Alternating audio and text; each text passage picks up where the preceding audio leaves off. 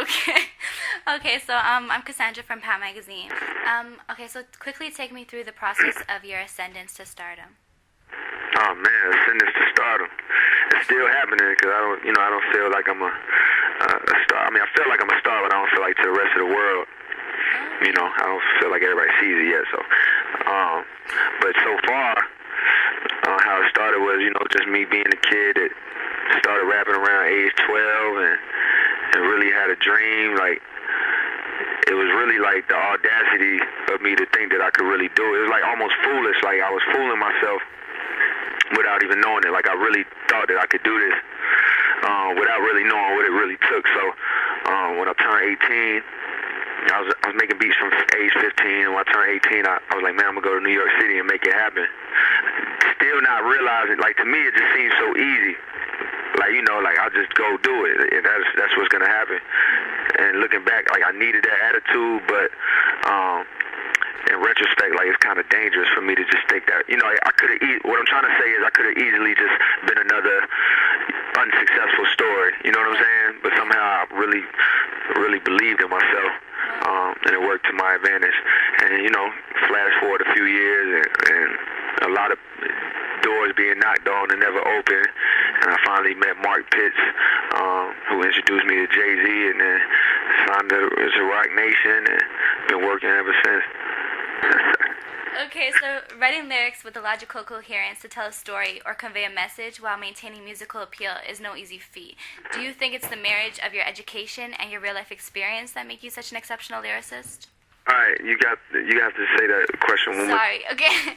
Okay, so writing lyrics with the logical coherence to tell a story or convey a message while maintaining musical appeal isn't easy.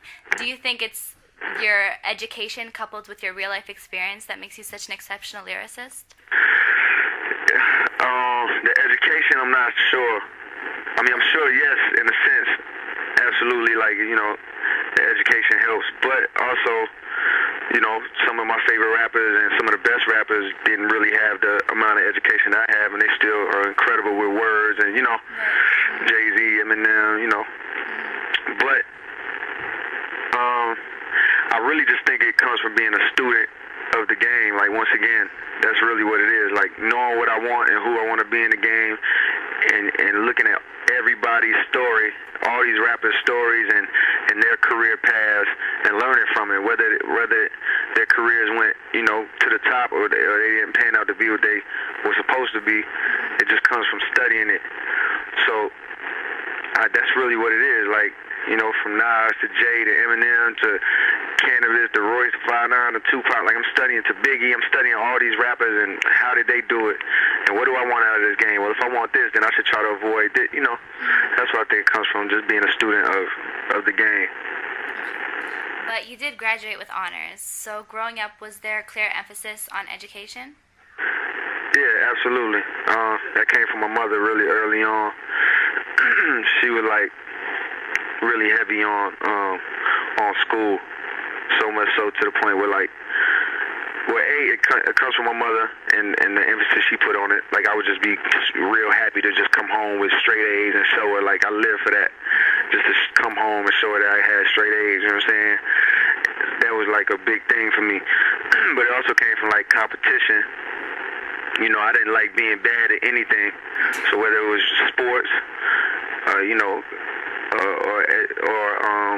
school, like when we got tests back, I would have hated to been the guy with the lowest grade in the class, or I always wanted to be, the highest grade in the class. So even the girl, I would be competing against the nerdy girl, trying to ask her what she got, and hoping I got a higher score than her. That's just how I was. I was just super competitive. So I think it's a combination of those two things. Okay, so we're just going to get a little personal. In your interviews and lyrics, you make no secret about having a girlfriend. A lot of mainstream rappers either dodge the topic or will say no, when in actuality they do to perpetuate a certain appeal or image. Why didn't you think this was necessary? Yeah, I just didn't think it was necessary. Like, I never go super personal. Like, yeah, no. I never dive into my relationship, but I mean, I'm not gonna deny the relationship. That's to me, that's silly. I always heard about that. Whenever I tell people, like, when they ask me if I have a girlfriend or something, I say yeah. Like, they're like, oh wow, you actually say deny. If it's a real serious relationship, anyway. But you know, that's as far as I go. I never really go any further about anything. Okay, so then there's been a comparison of your lyrical integrity with Tupac's. How do you respond to that comparison? Man, that's an honor. You know, that makes me happy, but I know that, you know, I'm nowhere close. Like, I would like to think that, you know what I'm saying? And I know I'm in the same vein, but it's just, you know, yeah, there'll never be another, and there'll never be nobody is you know, that. It's like his life, and I don't think my life and my life experiences come close to his. Like, they do in their own separate way. Like, I feel like I'm the Tupac that went to college, if anything. You know what I'm saying? Like, I'm the Tupac with more, if he would have had, you know, better chances, if he didn't grow up dirt poor, like, you know what I'm saying? And I don't mean that to say I'm Tupac. I'm just saying, like, if anything, I'm Tupac light. You know, just to say that I really can't hold a candle to what he was saying and the things he represented. But when people say that, you know, I can't lie in front. Like, it doesn't make me happy, because it does. Okay. So I know you talked about quitting smoking weed in a few of your songs. Have you been keeping up? Yeah, you know what? I never really was a big smoker. It's just, you know, I just had a phase. Actually, maybe towards the end of college, or maybe after, this was like a low point in my life. I was super broke. You know what I'm saying? That was my phase with that, but it was never for me. So even now when I talk about it, I'm just talking. It's almost like 50 Cent. Like, 50 Cent got a song, what's that song off his first album? How'd it go? Oh, nigga, I'm high all the time. I smoke that good shit. You know, he has that song, but 50 doesn't smoke, from what I heard. You know what I'm saying? Or at least when he wrote that. So now when I talk about it in songs, it's really just to relate to, you know, the people that are listening, who I know, you know, this is America, so I know a lot of people do. Well, I guess this isn't America. This is Canada. This is Canada. No. Okay, so I just have a couple more questions before we finish up. All right. A lot of rappers start out, as you have, with conscious, meaningful lyrics, but end up succumbing to the pressure of the mainstream. How do you plan on being different from them? When you say pressure to the mainstream, you mean like what? Like commercial?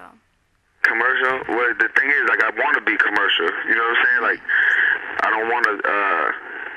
When I say I want to be commercial, meaning I want my music to be commercially accepted. Right. That doesn't mean I'm gonna go, you know, make a song with Lil Jon or whatever. But I don't even want to say that, because, you know, maybe what if one day I wanted to do that, but I'm just saying, like, my music will always truly reflect who I am. Like, I never do anything outside of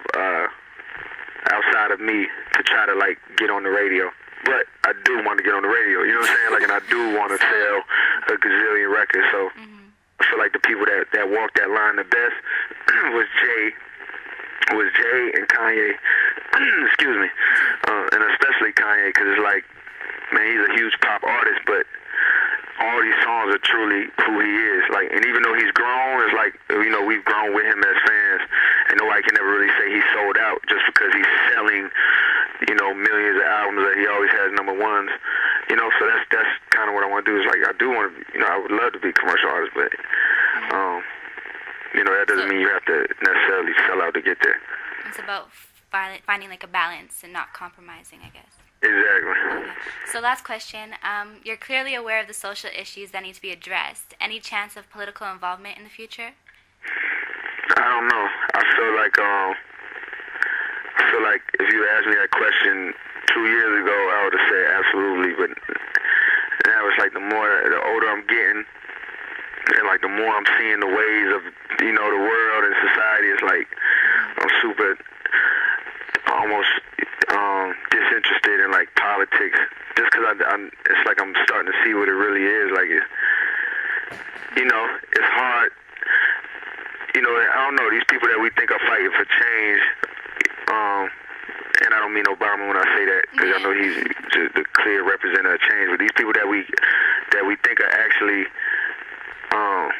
elected or social activists, it's like there's always deeper, you know, agendas, whether it be monetary, whether it just be like power hungry. So it's like the older I get, the more I'm kind of just like turned off by it. I used to watch CNN. I was like a little CNN nerd for a minute. That's me right now. That's you right now? Well, I'm sorry to hear that. Not to say like, you know, CNN is bad, but it's like, man, like it just can suck up, like staying so aware. Like, what are you really aware of? It's like you're really aware of what they're telling you to be aware of, but you know, I don't know. It's like special that was me. I was just like you. I was a CNN junkie, BBC junkie, but I kind of just like to live life and enjoy my life and help the world where I can, but just be a better me. You know what I'm saying? It's weird, but nah, I don't see myself getting into politics. I mean, don't get it twisted. Like this, there's always gonna be, you know, community outreach and you know, and foundations that I have. But in terms of politics, senator, governor, president, you know, activist or whatever. Activist is fine, but you know, the other politics, elected office, not Jermaine Cole. Okay, well, thank you so much for talking with me. Nah, appreciate it. Good luck, you know. I feel like I didn't have an interview. I felt like I was just hollering at you right quick. You're mentoring me.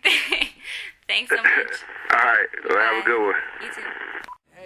Yeah, the mental state of a young black genius conflicted. The fast life I done seen on the screen is addictive. Money and clothes I done dreamed about, and all the hoes that I